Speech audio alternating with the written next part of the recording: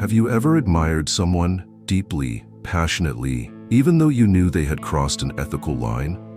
Maybe it was a politician who lied, a tech CEO who exploited workers, a celebrity who manipulated the truth, but still captivated you.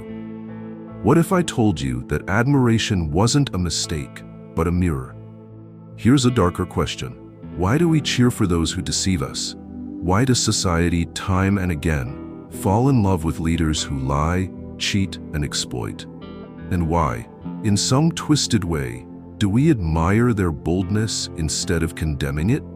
It's tempting to think this is just about politics, that it's about those people over there who support Trump or Putin, or the charismatic CEO who turns out to be a fraud.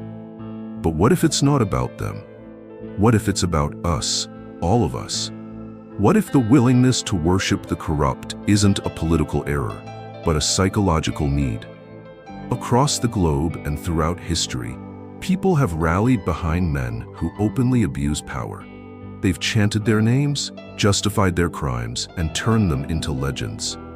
From Mussolini's Italy to corporate boardrooms in Silicon Valley, from populist movements in America to authoritarian regimes abroad, there is a common thread. People follow those who break the rules, not in spite of their corruption, but because of it. You might think, that's not me, I'd never fall for that. But consider this. Have you ever rooted for a character in a movie or show who manipulates, lies, or dominates others? Have you ever felt a strange admiration for someone who wins at any cost, even if you'd never want to live like them? That's the crack in the mirror Nietzsche warned us about. This isn't just about power or politics. It's about something deeper, something older. A survival instinct rooted in chaos, a need to feel protected in a world that's uncertain, a hunger for strength, even if that strength is cloaked in cruelty. This is not a comfortable topic, but comfort is not the goal. Awareness is. If you've ever felt drawn to someone you knew was dangerous, this conversation is about you, and it's time we talked about why. In 2017, a joint study by Harvard and the University of Chicago unearthed a startling truth. Over 40% of voters in high corruption districts knowingly supported politicians with criminal records. Let that sink in. These weren't misinformed citizens, these were informed choices. When asked why, many said something chilling in its simplicity. At least he gets things done. That phrase, short, sharp, and unsettling, has echoed across decades and continents. It was heard in Mussolini's Italy, where millions watched democracy unravel and applauded the rise of a man who centralized power, silenced dissent, and glamorized war. They knew what he was. They cheered anyway. In modern-day Russia, Vladimir Putin enjoys fervent support despite accusations of political repression, media manipulation, and personal wealth amassed through unclear channels. Yet to many Russians, he's a symbol of strength and stability, someone who restored pride. The corruption isn't ignored. It's rebranded as necessary, even admirable. The same phenomenon shows up in boardrooms. Think of the CEOs we elevate. The cold but efficient tech mogul. The ruthless but visionary entrepreneur. These figures dominate headlines not because they embody integrity, but because they appear untouchable. Their cruelty becomes synonymous with brilliance, their ethical failures reframed as doing what it takes. But what is this really? Why does dominance, even when destructive, captivate us so deeply? Part of the answer lies in our obsession with results. In times of uncertainty, process matters less than outcome. Integrity becomes optional. What we crave is order, clarity, and anyone who seems to know where they're going. That craving turns leaders into avatars and voters into believers. Consider this. When people feel their lives spinning out of control due to economic collapse, social unrest, or cultural shifts, they look for figures who project unwavering certainty. These leaders don't whisper, they roar. They don't explain, they declare. And in doing so, they offer a psychological anchor, a life raft in chaos, even when that raft is on fire. This explains why so many are willing to overlook glaring moral failures. The corruption isn't invisible, it's part of the appeal. These leaders seem like they know something we don't, like they operate above the petty rules that bind the rest of us, and in some strange way, we admire them for it. Look at American political rallies, past and present. Crowds roar for candidates under investigation. Conspiracy theories become badges of loyalty. Truth is no longer about facts. It's about how forcefully a leader says something. The louder, the better. Even in pop culture, this pattern thrives. We binge-watch shows like Succession, House of Cards, or Breaking Bad, not because we endorse the characters' ethics, but because their mastery of power seduces us. We're drawn to the anti-hero, the morally ambiguous genius, the puppet master pulling strings behind the scenes. Why? Because deep down, part of us envies the freedom they represent. The freedom to say, I don't care what you think, I win. But this isn't just entertainment, it's a reflection of us. You see, this isn't about corrupt leaders. It's about our own psychological vulnerability to charisma, control, and confidence. We don't worship them because we're naive. We worship them because they awaken something primal, a desire for certainty, protection, and vicarious strength, especially when we feel powerless. And the consequences of this dynamic are enormous. It means that the more chaotic the world becomes, the more we risk falling for those who promise order at any cost. It means that moral compromise can become collective, not because we're evil, but because we're scared. Because when fear replaces meaning, we turn to power as a substitute. This is the psychological terrain that corrupt leaders walk so well. They don't need to hide their sins, they weaponize them. Every accusation becomes proof of persecution, every scandal a test of loyalty, every lie an act of defiance against some imagined enemy. And we, knowingly or not, play our roles. We dismiss the facts. We attack the whistleblowers. We trade truth for reassurance. Because deep down, it feels better to follow a flawed hero than face the chaos alone. So here's the uncomfortable question. In your own life, who have you defended not because they were right, but because they made you feel safe? Who have you admired because they broke the rules you secretly wished you could break?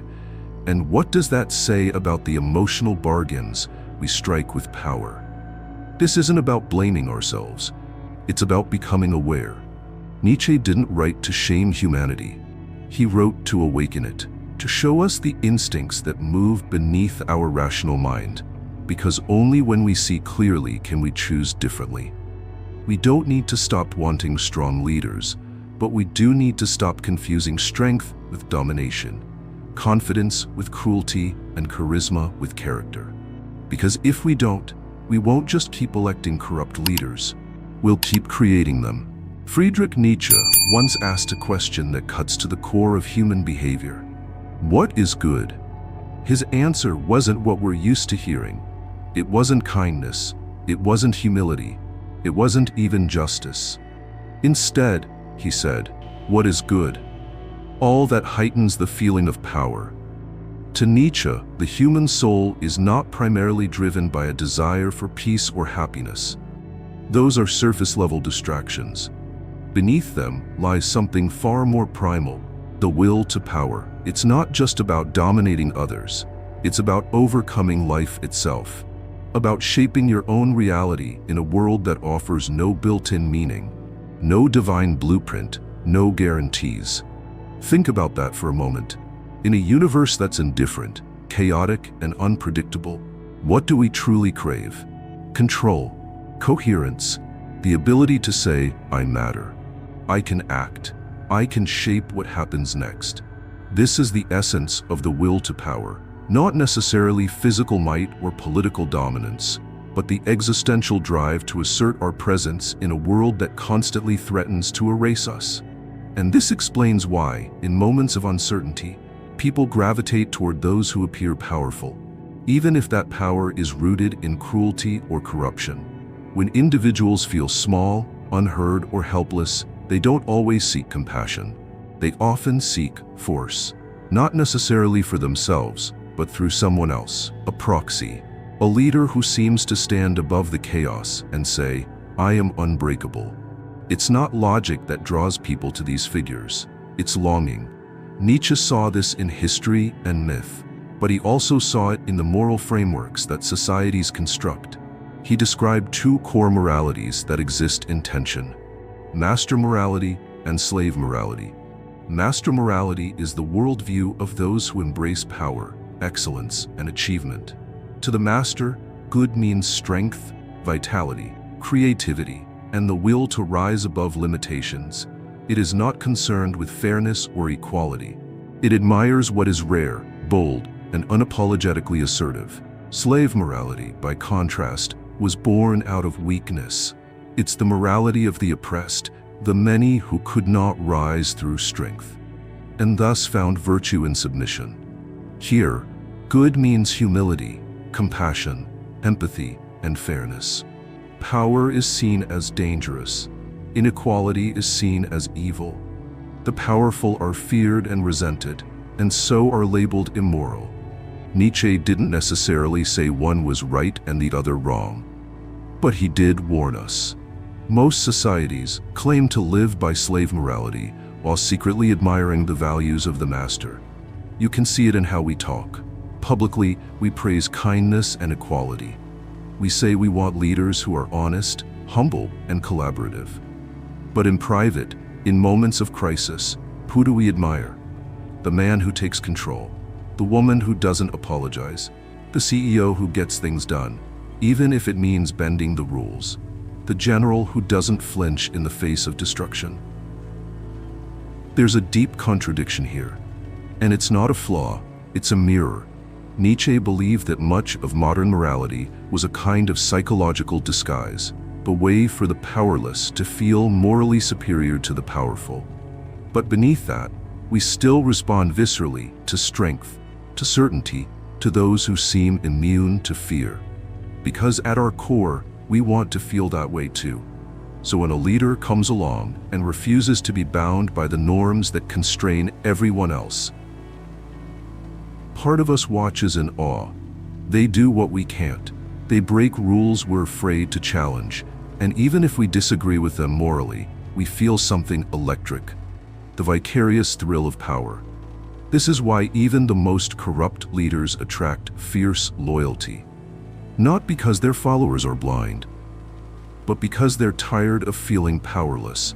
And when morality collides with the chance to feel strong, even through someone else, morality often loses. That's the dark truth Nietzsche exposes. And if we ignore it, we risk misunderstanding not only the world around us, but the world within us. You don't need to agree with Nietzsche. You don't have to embrace master morality, but you do need to ask, in your life, which morality do you live by publicly? And which one do you secretly admire?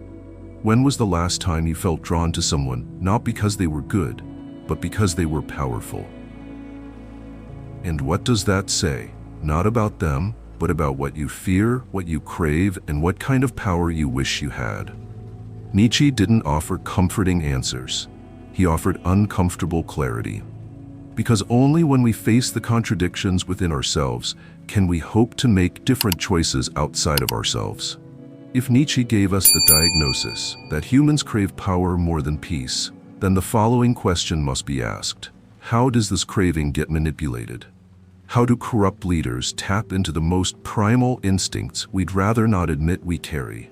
It starts with resentment, not simple resentment. Nietzsche used the French term ressentiment to describe something deeper, more insidious, a festering psychological wound born from sustained powerlessness. When people feel chronically ignored, humiliated, or disenfranchised, they don't just get angry. They absorb that anger until it mutates. And when it can't be expressed directly, it transforms into a destructive desire, not to fix the system, but to burn it down. Man would rather will nothingness than not will at all, Nietzsche wrote. In other words, it's better to destroy than to feel impotent. This is the fuel of many populist movements, extremist ideologies, and revolutionary impulses. When you see a politician promising not reform, but revenge against elites, institutions, outsiders. It's resentment speaking. It explains why some people cheer for policies that hurt themselves as long as they hurt their perceived enemies more. But resentment is only one part of the puzzle. There's another force equally seductive in chaotic times: the craving for simplicity. The human brain hates uncertainty. Complexity requires energy. Doubt requires courage. But simplicity soothes. It offers relief, especially when spoken with confidence. So when a leader says, "I alone can fix it," they're not just making a political statement. They're offering an emotional solution. They're saying, "You don't have to carry this burden anymore. I'll carry it for you." And we respond, not because the answer is true, but because it's comforting. This is why nuanced, honest leaders often lose to simplistic, authoritarian ones. Democracy is hard. It asks for patience, sacrifice, and compromise. Autocracy is easy. It offers a scapegoat and a slogan. Nietzsche understood that this appeal to simplicity was dangerous precisely because it bypasses the intellect and goes straight for the limbic system, where fear and desire live, which brings us to the herd instinct. Humans are social creatures. We evolved in tribes. Belonging meant survival. Exile meant death. That instinct remains buried deep in our psychology. Today, it shows up as an almost reflexive loyalty to whatever group we identify with. Nation, party, religion, ideology. And here's the trap. When a leader equates themselves with the group, any criticism of the leader becomes a threat to group identity. Dissent turns into betrayal. And once that association is made, people will defend even the indefensible to maintain belonging. It's not about facts anymore. It's about tribal cohesion. This is why whistleblowers are often vilified, even when they're right. They threaten the unity of the herd. Their truth feels like treason. Social psychologist Jonathan Haidt observed that when our sacred values are challenged, we stop thinking like scientists and start reacting like theologians. We defend our group with blind faith, not critical thought. So when a corrupt leader says, "They're not attacking me, they're attacking you," it's not just rhetoric, it's psychological warfare, and it works. But perhaps the most dangerous mechanism of all is what we might call the hero worship syndrome. We don't just want leaders, we want icons, symbols, gods. Following a god means we don't have to become one. To worship someone above the rules means we don't have to carry the weight of moral choice. We surrender our responsibility in exchange for emotional security. Nietzsche warned about this too. "Beware lest in worshipping idols, you become crushed by them," he said. And crushed we are, by the weight of expectations, by the collapse of myths, by the realization that the people we placed on pedestals were never gods to begin with. But why do we do it? Because creating a mythic leader is easier than becoming a fully realized individual. It's easier to believe someone else holds the answers than to confront the chaos ourselves. As Erich Fromm later wrote, "Freedom can be frightening when it means responsibility." So we create saviors. We craft narratives around them. She's playing 4D chess. He sees what no one else can see. They're 10 steps ahead. These aren't rational assessments. They're psychological projections, attempts to infuse our uncertain world with the illusion of certainty. And once we fuse our identity to their myth, abandoning them feels like self-annihilation. This is why supporters of corrupt leaders don't just defend behavior, they defend a version of themselves. To admit wrongdoing isn't just about acknowledging facts, it's about tearing down a piece of their emotional foundation. So the cycle continues. Corruption becomes charisma, dominance becomes destiny, flaws become features, and the leader, no matter how unethical, becomes untouchable, not because they are right, but because they are worshipped. This isn't a political critique. It's a psychological autopsy. Nietzsche didn't mock our weaknesses, he illuminated them. Because only when we understand the forces within us, the need to belong, the craving for simplicity, the fear of freedom, can we begin to break free from their grip. So ask yourself, when was the last time you defended something you secretly questioned, just to avoid conflict? When did you choose loyalty over honesty? When did you find comfort in a leader's certainty, even if it silenced your own doubts? These are not easy questions, but they are necessary. Because until we face the darkness within us, we will always be vulnerable to those who claim to be the light. When a leader becomes more than just a person, when they transform into a symbol, an icon, a vessel for our unspoken hopes and hidden fears, abandoning them is no longer a political act. It becomes personal. To question them is to question ourselves.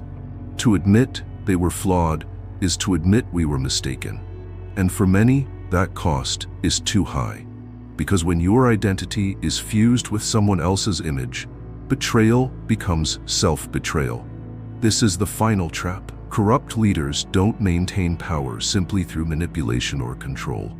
They endure because they embed themselves in the hearts of their followers, not as officials, but as saviors. And once that happens, facts no longer matter. Only loyalty does. Ask yourself, are you supporting someone because they are right, or because they make you feel strong? It's not a comfortable question, but Nietzsche never aimed for comfort. He aimed for clarity, and his challenge was radical in its simplicity. Become who you are, not who you were told to be, not who your party, your tribe, your ideology expects, but who you are, beneath the fear, beneath the resentment, beneath the need for someone else to carry the weight of your moral choices. To do that, we must outgrow the slave morality, the need for external validation, for approval, for heroes to tell us what's right. Nietzsche called for the rise of the Übermensch, the overman, not a tyrant, but an individual who takes full responsibility for their existence, who doesn't outsource meaning, who doesn't seek to be saved. And this is where the real transformation begins. A true leader is not someone who rescues you from the world. A true leader is someone who reminds you that you don't need to be rescued, who helps you realize that the strength you admire in them already exists in you, waiting to be claimed, tested, and lived. When we stop worshiping power and start cultivating our own, everything changes.